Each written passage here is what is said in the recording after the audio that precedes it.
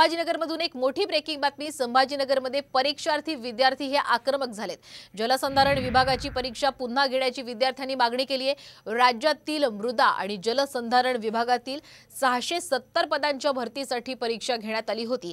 त्यात अनेक ठिकाणी पेपर फुटले, गैरप्रकार झाले असा आरोप विद्यार्थ्यांनी केलाय आणि झालेली परीक्षा रद्द करून नव्याने परीक्षा घेण्याची मागणी विद्यार्थ्यांनी यावेळी केली आहे। त्यासाठी छत्रपती संभाजीनगरमधील जलसंधारण कार्यालयासमोर परीक्षार्थी विद्यार्थी यांनी ठिय्या मांडून आंदोलनही केलंय।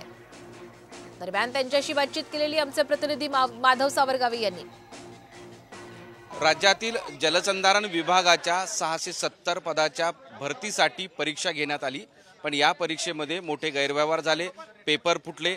अनेक सेंटरवर अधिकारी कर्मचारी परीक्षार्थींना कॉपी देत होते। हे सगळे प्रकार झालेले आहेत आणि या प्रकारानंतर संपूर्ण राज्यातली ही 670 पदांची भरती रद्द करावी, त्याची SIT मार्फत चौकशी करावी आणि पुन्हा परीक्षा घेण्यात यावी जी प्रॉपर असेल अशी मागणी करत हे सगळे परीक्षार्थी छत्रपती संभाजीनगर जवळच्या मृदा व जलसंधारण म्हणजे वाल्मीच्या कार्यालयासमोर ठिय्या मांडून बसले आहेत। एखाद्या अधिकाऱ्याने हॉल तिकीटवर अक्षरशः पेपरचे उत्तर लिहून पाठवले होते।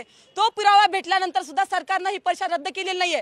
आमची सरकारकडे मागणी आहे की तुम्हाला पुरावे भेटलेले आहेत, मग कारवाई का करत नाहीये तुम्ही? बाकी सगळीकडे तुम्ही SIT लावता, ED लावतात, परंतु ढळढळीत पुरावा असताना तुम्ही का कारवाई करत नाही? 2 दिवसामध्ये पेपर रद्द झाला याचं नोटिफिकेशन आम्हाला पाहिजे आणि 2 महिन्याच्या आतमध्ये ह्या WCDच्या परीक्षा ह्या पुन्हा घेण्यात आल्या पाहिजेत। एवढंच नाही तर इंटरनेट कॅफेवर या परीक्षा होता कामा नये। पहिल्यांदा 1,000 रुपये आमच्याकडून घेतले आणि सांगितलं की पारदर्शक पेपर होतील, पण ते झाले नाहीत, ते इंटरनेट कॅफेवर झालेत। आमची मागणी आहे पुढे पेपर घेत असताना ते TCSच्या आयॉन डिजिटल सेंटरवर घेण्यात आले पाहिजे।